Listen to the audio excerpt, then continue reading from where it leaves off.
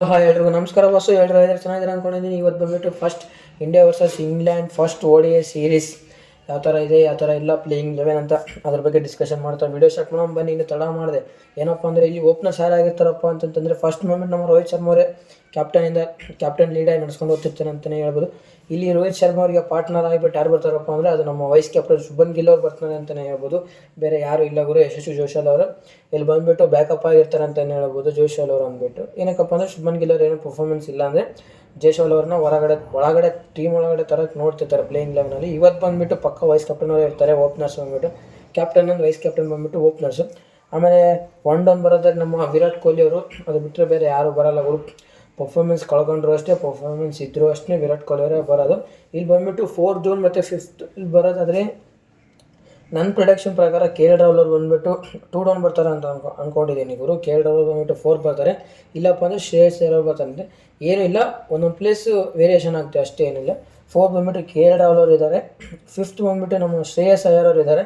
ಅಕಸ್ಮಾತ್ ಏನಾದರೂ ರೋಹಿತ್ ಶರ್ಮಾ ಅವರು 4th ಬೇಕಾದ್ರೆ ಶ್ರೇಯಸ್ ಅಯ್ಯರ್ನ ಕಳಿಸಿದರೆ 5th ಬೇಕಾದ್ರೆ KL ರಾಹುಲ್ ಬರ್ತಾರೆ. ಆಮೇಲೆ ಈ KL ರಾಹುಲ್ ಅವರಿಗೆ ಬ್ಯಾಕಪ್ ಆಗಿ ಯಾರಿದ್ದಾರಪ್ಪ ಅಂದರೆ ಅದು ನಮ್ಮ ರಿಷಬ್ ಪಂತ್ ಅವರು ಇದ್ದಾರೆ ಅಂತಲೇ ಹೇಳ್ಬೋದು. ಅವ್ರು ಪ್ಲೇಯಿಂಗ್ 11 ಆಡ್ತಿಲ್ಲ. ಇಲ್ಲಿ ಆಲ್ರೌಂಡರ್ ಬಂದುಬಿಟ್ಟು ನಮ್ಮ ಸೂಪರ್ ಆಗಿರ್ತಕ್ಕಂಥ ನಮ್ಮ ಸೂಪರ್ ಮ್ಯಾನ್ ಆಗಿರ್ತಕ್ಕಂಥ ನಮ್ಮ ಹಾರ್ದಿಕ್ ಪಾಂಡ್ಯ ಇದ್ದಾರೆ ಅನಿಸುತ್ತೆ 6th ನಮ್ಮ ಹಾರ್ದಿಕ್ ಪಾಂಡ್ಯ ಪಕ್ಕ. ಇಲ್ಲಿ ನಾನು ಹಾಕೋದು ಪಕ್ಕ ಇರ್ತಾರೆ. ಅಲ್ಲಿ ಪ್ಲೇಯಿಂಗ್ 11ನಲ್ಲೂ ಟೀಮ್ ಇಂಡಿಯಾದು ಪಕ್ಕ ಹಾರ್ದಿಕ್ ಪಾಂಡ್ಯ ಬಂದುಬಿಟ್ಟು 6th ಪ್ಲೇಸಲ್ಲಿ ಇರ್ತಾರೆ ಆಲ್ರೌಂಡರಲ್ಲಿ.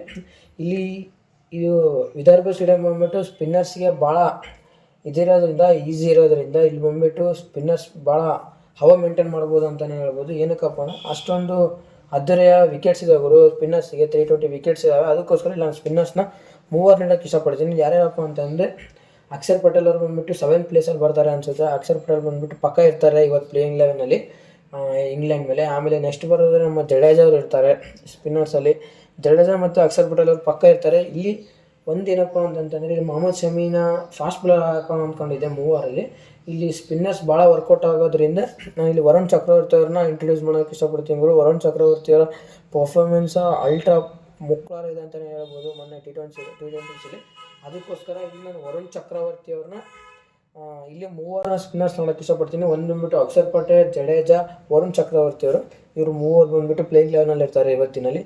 ಆಮೇಲೆ ನೆಕ್ಸ್ಟ್ 10th ಬರೋದಾದರೆ ನಮ್ಮ ಹರ್ಷಿತ್ ರಾಣಾ ಅವರು ಫಾಸ್ಟ್ ಬೌಲರಾಗಿ ಬರ್ತಾರೆ ಅನಿಸುತ್ತೆ ಗುರು. ಇಲ್ಲಿ ಹರ್ಷಿತ್ ರಾಣಾ ಅವರು ಮೊಹಮ್ಮದ್ ಶಮಿಗೆ ಏನಾದರೂ ಕಂಪೇರ್ ಮಾಡಿದರೆ ಇಲ್ಲಿ ಹರ್ಷಿತ್ ರಾಣಾನೇ ಚೆನ್ನಾಗಿರೋದು. ಏನಕ್ಕಂದರೆ ಲಾಸ್ಟ್ ಫಿಫ್ತ್ T20 ಬಂದುಬಿಟ್ಟು ಮಸ್ತಾಗೆ ಪರ್ಫಾರ್ಮೆನ್ಸ್ ಕೊಟ್ಟರು.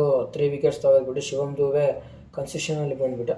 ಅದಕ್ಕೋಸ್ಕರ ನಾನು ಇಲ್ಲಿ ಮೊಹಮ್ಮದ್ ಶಮಿನ ಕಂಪೇರ್ ಮಾಡಿದರೆ ಹರ್ಷಿತ್ ರಾಣಾ ಅವರೇ ಪರ್ಫಾರ್ಮೆನ್ಸ್ ಚೆನ್ನಾಗಿರೋದ್ರಿಂದ ಹರ್ಷಿತ್ ರಾಣಾ ಅವ್ರು ಇಟ್ಟಿದೆ. ಆಮೇಲೆ 11th ಪ್ಲೇಸಲ್ಲಿ ಬರೋದು ನಮ್ಮ ಹರ್ಷದೀಪ್ ಸಿಂಗ್ ಅವ್ರು ಪಕ್ಕ ಇರ್ತಾರೆ. ಇಲ್ಲಿ ಜಸ್ಟಿಕ್ ಬೂಮ್ರಾ ಅವ್ರು ಇದ್ದಂಗೆ. ಆದರೆ ಜಸ್ಟಿಕ್ ಬೂಮ್ರಾ ಅವ್ರನ್ನ ಬಿಟ್ಟರೆ ಇಲ್ಲಿ ಬರೋದೇ ಹರ್ಷದೀಪ್ ಸಿಂಗ್ ಅವರು ಅಂತಲೇ ಹೇಳ್ಬೋದು. 11th ಪ್ಲೇಸಲ್ಲಿ ಬಂದುಬಿಟ್ಟು ಹರ್ಷದೀಪ್ ಸಿಂಗ್ ಅವರು. ಇದು ಗುರು ನನ್ನ ಪ್ಲೇಯಿಂಗ್ 11 ಶಾರ್ಟ್ಸ್ ಸ್ಪೋರ್ಟ್ಸ್ 1 ಅವರ ಪ್ಲೇಯಿಂಗ್ 11 ಬಂದುಬಿಟ್ಟು ಈ ಥರ ಇದೆ. ನಿಮ್ಗೇನಾದರೂ ಚೇಂಜಸ್ಸು ವೇರಿಯೇಷನ್ ಏನಾದರೂ ಆಗಬೇಕಪ್ಪ ಅಂತಂದರೆ ಪ್ಲೀಸ್ ನಮ್ಮ ಚಾನಲಲ್ಲಿ ಯಾವಾಗಲೂ ಕಮೆಂಟ್ಸ್ ಬಾಕ್ಸ್ ಓಪನ್ ಆಗಿರುತ್ತೆ. ಪ್ಲೀಸ್ ಬಂದುಬಿಟ್ಟು ಕಮೆಂಟ್ಸ್ ಮಾಡಿ ಅಂತ ಹೇಳಿದಾಗ ವೀಡಿಯೋ ಇಲ್ಲಿಗೆ ಕ್ಲೋಸ್ ಮಾಡ್ತಾಯಿದ್ದೀನಿ. ಎಲ್ರಿಗೂ ಶುಭಂ.